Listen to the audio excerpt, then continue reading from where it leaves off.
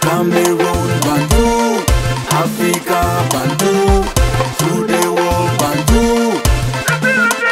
Salut les amis, bienvenue sur votre plateforme. Dans ce pays, on vit dans quelque chose de très terrible. Le banditisme politique, le banditisme économique, le banditisme éducationnel, le banditisme communicationnel. Donc c'est le banditisme sur toute la ligne. Quel est ce pays qui fonctionne sans que les gens ne respectent les règles? Nous avons une constitution. Nous avons un code pénal. Nous avons un code de procédure pénale, le nouveau code de procédure pénale, qui dit des choses. Mais si la société veut être correcte, les lois doivent être respectées. Sinon, nous sommes dans la jungle. Et le football aussi respecte cela. Les gens qui ne peuvent pas jouer avec les règles de la FIFA, ni les règles de la Confédération africaine de football, pensent que au niveau micro, il faut jouer, mais c'est au niveau macro qu'il ne faut pas jouer. Parce que vous avez été un grand joueur, vous avez gagné la CAN, vous avez participé à telle compétition. Mais attends, si vous êtes dirigeant et que vous faites des choses qui ne sont pas correctes, on doit vous rappeler à l'ordre. S'il y a des sanctions, ça doit être même, vous devrez être la première personne à sanctionner de façon exemplaire. Donc, je lis les commentaires. Oh, Ndjitap a été sanctionné parce qu'il s'oppose, parce que Eto'o est venu pour détruire le football, tout se tourne autour de lui, il est rancunier. Mais les gens ne se posent pas de vraies questions. Ndjitap a reçu 5 ans de suspension. Pourquoi? Daniel Goss a reçu 2 ans de suspension. Pourquoi? Le Sinafoc a un problème avec la fédération. Pourquoi? Est-ce qu'il faut que la fédération ferme les yeux sur ce problème-là? Si vous dites oui, ça veut dire que vous êtes en train de dire que si vous faites quelque chose de répréhensible, il ne faut pas qu'on vous rappelle à l'ordre. Il ne faut pas que la justice vienne à votre trousse. Et que si quelque chose vous arrive parce que quelqu'un vous a fait du mal, on doit balayer parce que vous n'êtes pas rancunier. Je ne comprends pas cette façon de raisonner. Eto'o a-t-il un problème personnel avec Ndjitap? Je ne pense pas. Je pense qu'il y a eu de la manipulation entre-temps et Ndjitap a take side avec ceux qui ont voulu s'accaparer de la Fédération camerounaise de football. Normal, s'il veut gérer la fédération. Mais il a soutenu la candidature de Samuel Eto'o fils. Et Eto'o a gagné ces élections-là. Est-ce que c'est parce qu'il a soutenu la candidature de Samuel Eto'o fils qu'aujourd'hui il est contre Eto'o? Eto'o doit l'applaudir? Je ne pense pas. Le contexte maintenant, c'est quoi? Monsieur Jérémy Soreille Ndjitap est l'invité de la CAF à la CAN qui s'est jouée en Côte d'Ivoire, où les Ivoiriens ont gagné. À Bouaké, le Cameroun joue un match contre la Gambie. Le Cameroun gagne ce match in extremis par le but de dernière minute de Christophe Aou. Nous sommes donc qualifiés au second round de cette compétition. Les Lions jubilent dans les vestiaires. Samuel Eto'o fils est à l'entrée des vestiaires. Jérémy Soreille Ndjitap arrive. Il salue Samuel Eto'o fils. Samuel Eto'o fils le salue. Et après, il parle lui. Ce qui s'est passé derrière là, Eto'o n'était pas là. Il n'est pas retourné dire à Etienne Tambo, son chef de protocole, que chasser Ndjitap s'il arrive ici. Il a vu Ndjitap. Ndjitap lui-même a dit qu'il est parti. Mais dans ce que Ndjitap raconte, c'est comme si Eto'o a donné les instructions pour qu'on le raffole des vestiaires, il ne doit pas être là et autres. Et on a vu Ndjitap, à travers son secrétaire général, écrit, essayer d'expliquer les choses pour condamner ce qui s'est passé.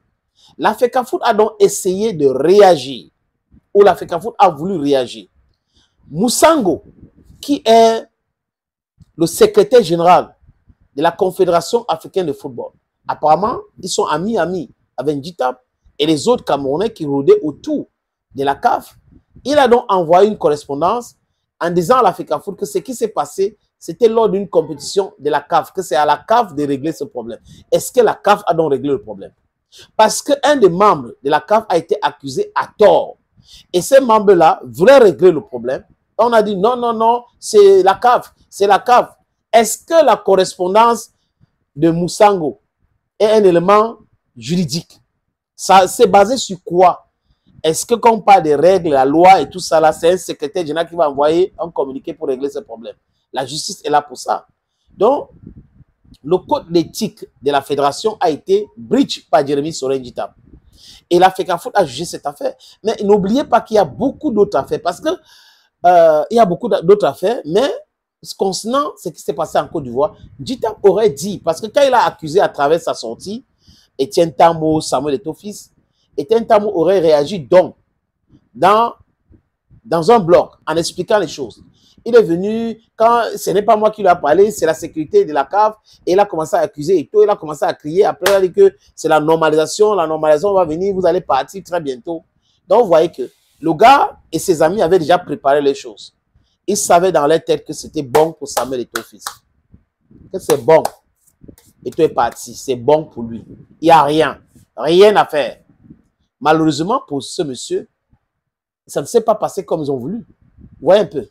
Et les choses sont passées autrement. Et aujourd'hui, on vient le sanctionner.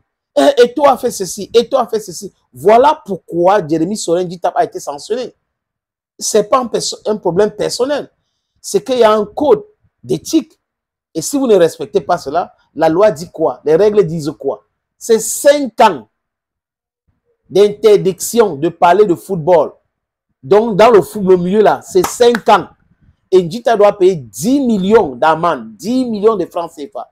Son secrétaire général aussi, Daniel, est exactement la même sanction, mais la moitié-moitié.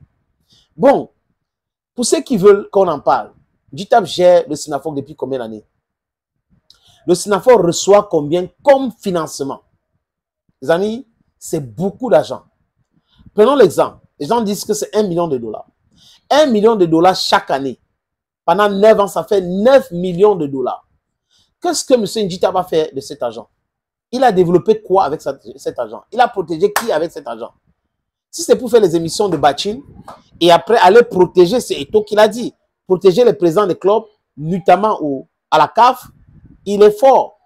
Mais protéger les joueurs réellement, ce n'est pas son dada. Est-ce que la FECAFOOT devrait être là en train de parler des salaires des joueurs? Il y a un syndicat. Le syndicat devait faire. Mais c'est la fédération qui met la pression pour que le président des clubs paye les joueurs. Et le syndicat, selon Samuel Eto'o-Fils, combat cela. Donc les gars qui disent que nous protégeons nos membres qui sont les syndiqués, combat la FECAFOOT qui veut que le président paye. Donc, le syndicat serait donc en complicité avec les présidents qui ne payent pas les salaires contre les joueurs qui sont censés défendre. C'est terrible, non, les amis? Voilà exactement donc pourquoi Djitap a été sanctionné. Et moi, je suis pour. Si c'était 10 ans, il fallait lui donner 10 ans. Un pays sans règles, sans les lois, sans qu'on ne respecte l'état de droit, c'est un pays qui est en voie de perdition. Donc, on doit être lucide, correct et savoir que le respect de la loi, c'est le commencement de la chaise. Thank you, friends. And on a look at now. I have a thick skin. Cameroon Bantu, Africa Bantu, to the world Bantu. Cameroon Bantu, Africa Bantu, to the world Bantu. Ici c'est chez nous. Colos Bantu, Aoura Matu.